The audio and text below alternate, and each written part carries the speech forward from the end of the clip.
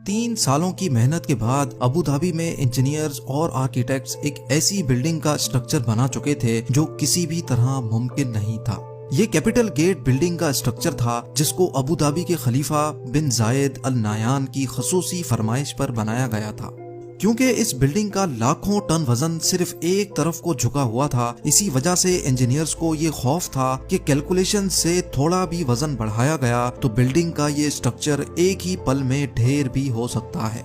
यहाँ तक पहुँचने के लिए कंस्ट्रक्शन टीम ने जिन चैलेंजेस का सामना किया था वो शायद बुर्ज खलीफा की कंस्ट्रक्शन टीम ने भी नहीं किया होगा, क्योंकि कैपिटल गेट का डिजाइन एक ऐसा डिजाइन था जो फिजिक्स के लॉज को तोड़ने के बिल्कुल करीब करीब था। ऐन उस टाइम पर जब बिल्डिंग लॉन्च के लिए बिल्कुल तैयार थी, अबू धाबी के खलीफा की तरफ से कंस्ट्रक्शन टीम को एक पैगाम आया जिसमें उनका कहना था कि उनको इस बिल्डिंग के टॉप पर एक हेलीपैड भी चाहिए। ये मैसेज कंस्ट्रक्शन टीम के ऊपर पहाड़ बनकर गिरा, क्योंकि बिल्डिंग का लोड पहले ही अपनी एक्सट्रीम लिमिट पर था। ना ही हेलीपैड के लिए जगह छोड़ी गई थी, ना ही बिल्डिंग का डिजाइन इस चीज की परमिशन दे रहा था, और ना ही इंजीनियर्स में शेख को मना करने की हिम्मत थी। तो अब सिर्फ एक ही सॉल्यूशन बचा था कि किसी भी सूरत में हेलीपैड को मुमकिन बनाया जाए। लेकिन मसला ये था कि आखिर कैसे। ज़ेम टीवी की वीडियोस में एक बार फिर से खुशामदीद। नाजरीन, कैपिटल गेट अबू धाबी में मौजूद दुनिया की वाहिद ऐसी बिल्डिंग है जो इतनी ऊंची तो नहीं, लेकिन इसने आर्किटेक्चर के रूल्स को बाकायदा झंझोड़ दिया था। 524 फुट ऊंची इस बिल्डिंग का आधे से ज्यादा वजन एक तरफ को झुका हुआ है, लेकिन ये किसी गलती की वजह से नहीं बल्कि यही इसका डिजाइन था। क्योंकि कैपिटल गेट का झुकाव इटली के लीनिंग टावर ऑफ पीसा से भी 5 गुना ज्यादा है, इसी वजह से इसको Guinness book of world record भी मिल चुका है। लेकिन आखिर अबू धाबी के शेख को जरूरत क्या थी इतनी खतरनाक बिल्डिंग बनाने की? असल में दुनिया भर में एक के बाद एक यूनिक स्ट्रक्चर्स बनाने की रेस चली हुई है, जिसमें जीतेगा वही जो सबसे अलग और सबसे मुश्किल तरीन स्ट्रक्चर बनाएगा। इस रेस में हिस्सा लेने के लिए और दुनिया भर से टूरिज्म अट्रैक्ट करने के लिए 2007 में अबू धाबी के खलीफा बिन जायद अल नायान भी मैदान में उतर आए। उनका टारगेट ऊंची तरीन बिल्डिंग बनाने का नहीं, बल्कि उनको एक ऐसी बिल्डिंग बनानी थी जिसका डिजाइन देखने दुनिया भर से लोग आए, जिसको बनाने में ज्यादा वक्त भी ना लगे और जो फिजिक्स के लॉज को चैलेंज भी करे। इसी मकसद को पूरा करने के लिए खलीफा ने अपने कजन शेख सुल्तान को अपॉइंट कर दिया। ये टास्क मिलते ही शेख सुल्तान ने लंदन की टॉप आर्किटेक्चर फर्म RMJM से राब्ता किया, और यही इस बिल्डिंग को बनाने का सबसे पहला अमल था। कैसे इंजीनियर्स और वर्कर्स ने इस खतरनाक चैलेंज को अंजाम तक पहुंचाया, कैसे इस बिल्डिंग को ठीक 18 डिग्रीज पे टिल्ट किया गया, और कैसे लाखों टन वजनी इस झुकाव को गिरने से बचाया गया, ये सब आप जान सकेंगे आज की इस वीडियो में। Challenge number 1। London based architecture firm को जब ये टास्क दिया गया तो यही इनका सबसे बड़ा चैलेंज था। उनको एक ऐसा डिजाइन बनाना था जो उनके ही बनाए गए आर्किटेक्चर रूल्स के खिलाफ हो। आर्किटेक्चर फर्म के कई डिजाइन्स पहले तो रिजेक्ट किए गए, लेकिन फिर इस डिजाइन को बनाने के लिए उन्होंने अबू धाबी के रेगिस्तान में मौजूद खूबसूरत रेत के टीलों और समंदरी लहरों से इंस्पायरेशन ली, और अब बारी थी कुदरत के इस खूबसूरत जोड़ को शक्ल देने की। कॉन्सेप्ट आर्किटेक्ट नील वेंडरवीन ने दिन रात एक करके ऐसा डिजाइन पेश किया जिसको समंदरी लहर की शेप दी गई और जिसका बॉटम रेत के टीलों जैसा था। और तो और हर एंगल से देखने पर बिल्डिंग का व्यू बिल्कुल चेंज हो जाता है। Challenge number 2। ये डिजाइन शेख सुल्तान को पसंद तो बहुत आया, लेकिन इसमें एक मसला था। जी हाँ, कैपिटल गेट के डिजाइन को रियलिटी बनाने के लिए एक्स्ट्रा ऑर्डिनरी इंजीनियरिंग चाहिए थी, क्योंकि डिजाइन के हिसाब से बिल्डिंग का टॉप उसके बॉटम से पूरे 108 फीट हटा हुआ था, और जिसकी वजह से बेइंतहा फोर्सेस पैदा होंगी जो बिल्डिंग की फाउंडेशन को जमीन से ही उखाड़ देंगी। तो अब कंस्ट्रक्शन टीम के लिए ये चैलेंज था कि उनको एक ऐसी फाउंडेशन तैयार करनी थी जो झुकी हुई साइड के लाखों टन के वजन को आराम से झेल सके। इस चैलेंज को अंजाम तक पहुंचाने के लिए प्रोजेक्ट आर्किटेक्ट टोनी आर्किबोल्ट ने फाउंडेशन बनाने का काम स्टार्ट कर दिया। कैपिटल गेट की फाउंडेशन में 400 कंक्रीट पाइल्स इस्तेमाल करने का फैसला किया गया, यानी इस बिल्डिंग का सारा लोड लोहे के मोटे मोटे पाइप्स और उनके अंदर भरे कंक्रीट पे डाला जाने वाला था। लेकिन ये कोई आम फाउंडेशन नहीं थी। जिस साइड पर बिल्डिंग झुकेगी उसके नीचे फाउंडेशन पर 200 पाइल्स लगाए गए, जबकि दूसरी साइड वाले पाइल्स की लेंथ ज्यादा रखी गई, जिनको जमीन के अंदर ही मौजूद बड़े बड़े पत्थरों में ड्रिल करके अंदर घुसाया गया। इंजीनियर्स का ख्याल था कि इस तरीके से फाउंडेशन का लोड पूरी तरह से डिस्ट्रीब्यूट हो जाएगा। ये तो था फाउंडेशन बनाने का सिर्फ plan. Challenge number 3, capital gate का डिजाइन भी तैयार था और अब इंजीनियर्स ने लीनिंग टावर का लोड डिस्ट्रीब्यूट करने के लिए एक एक्स्ट्रा ऑर्डिनरी फाउंडेशन का प्लान भी तैयार कर लिया था। अब टाइम था फाउंडेशन का काम स्टार्ट करने का। इस फाउंडेशन के लिए बहुत बड़े लेवल पे खुदाई की जरूरत थी और तकरीबन 9600 टन मिट्टी जमीन से निकालनी थी। यानी सिर्फ फाउंडेशन डालने के लिए जमीन से निकलने वाली मिट्टी का वजन ही 1600 हाथियों के वजन के बराबर होना था। इस काम को अंजाम देने के लिए 8 महीनों का वक्त रिक्वायर्ड था, लेकिन अचानक एक और मसला आ खड़ा हुआ।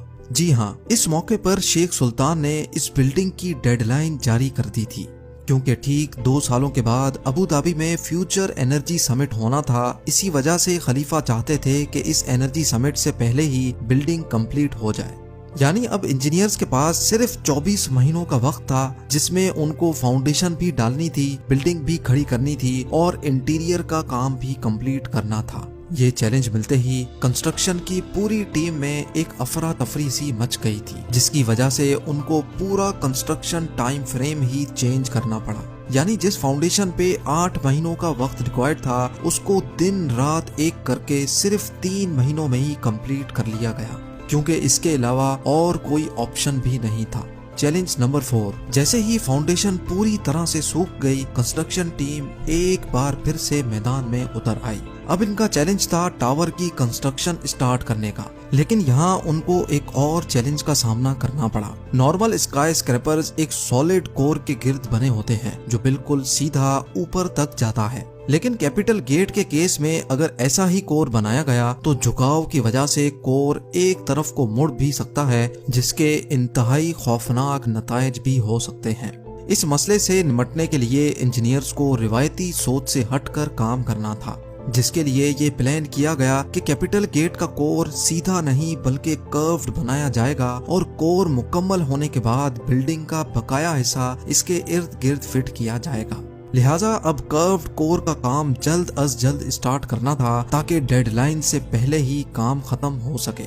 चैलेंज नंबर 5, इस खास किस्म के कोर को बनाने के लिए हैरत अंगेज तौर पे 2 करोड़ 15 लाख केजी का स्टील और 3 करोड़ 60 लाख केजी का सीमेंट कंक्रीट इस्तेमाल होना था। लेकिन अब यहाँ एक और मसले ने जन्म लिया। अबू धाबी की कड़कती गर्मी में दिन के टाइम पर पारा 50 डिग्री सेंटीग्रेड तक पहुँच जाता है। अगर कंक्रीट को इस गर्मी में डाला गया तो वक्त से पहले ही वो खुश्क हो जाएगा, जिसकी वजह से कोर में क्रैक्स पड़ने का खदशा था। लिहाजा अब कंस्ट्रक्शन टीम को एक ऐसा सॉल्यूशन सोचना था जिससे कंक्रीट डालते ही खुश्क ना हो। आखिरकार ये सोचा गया कि कंक्रीट बनाते वक्त जो पानी डाला जाएगा वो नॉर्मल टेम्परेचर का नहीं बल्कि ठंडा पानी होगा, और जिस वक्त कंक्रीट डाला जाएगा वो दिन का टाइम नहीं बल्कि रात का समा होगा, जब टेम्परेचर 30 डिग्री सेंटीग्रेड तक गिर जाता है। ये काम अंजाम देने के लिए आइस फैक्ट्री से बर्फ मंगाई जाती, जिसको पिघलाकर ठंडे पानी के तौर पे सीमेंट और पत्थरों के साथ मिलाकर कंक्रीट मिक्सचर बनाया जाता था। तकरीबन 150 रातें यानी 5 महीने लगाकर कैपिटल गेट का कर्व कोर कंप्लीट कर लिया गया। चैलेंज नंबर 6, अबू धाबी के सेंटर में वर्ल्ड क्लास स्ट्रक्चर बनाया जा रहा था, जिसका आधे से ज्यादा काम पूरा हो चुका था, लेकिन असल चैलेंज अभी बाकी था।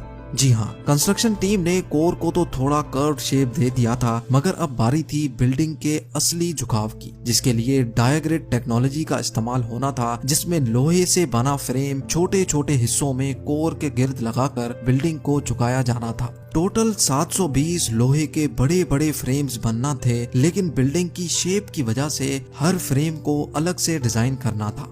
यानी टोटल 720 लोहे के फ्रेम्स, हर एक फ्रेम का वजन 16,000 केजी और हर एक फ्रेम की शेप एक दूसरे से अलग होगी। ये काम अंजाम देने के लिए शारजा की एक स्टील मैन्युफैक्चरिंग कंपनी को टास्क दिया गया, क्योंकि हर फ्रेम की शेप एक दूसरे से अलग थी। इसी वजह से पूरे 720 फ्रेम्स कंप्लीट करने में इनको 5 महीनों का वक्त लग गया। चैलेंज नंबर 7, आखिरकार वर्कर्स की अनथक मेहनत के नतीजे में कैपिटल गेट का डायग्रेड भी कंप्लीट हो गया और साथ साथ विंडो पैनल्स लगने का काम भी चलता रहा। अब बिल्डिंग में सिर्फ छोटे मोटे काम ही बाकी थे जो शेख सुल्तान की दी गई डेडलाइन से पहले ही कंप्लीट हो जाने थे।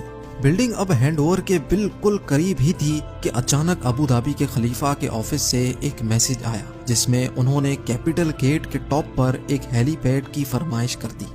ये मैसेज कंस्ट्रक्शन टीम के ऊपर पहाड़ बनकर गिरा क्योंकि फाउंडेशन से लेकर डायग्रेड तक सब कुछ कंप्लीट हो चुका था और कैपिटल गेट का सारा लोड पहले से कैलकुलेटेड था। यानी डिजाइन बनाते वक्त हेलीपैड और हेलीकॉप्टर का वजन शामिल नहीं किया गया था। यह मसला कैपिटल गेट की कंस्ट्रक्शन के दौरान खड़ा होने वाला सबसे बड़ा मसला साबित हुआ।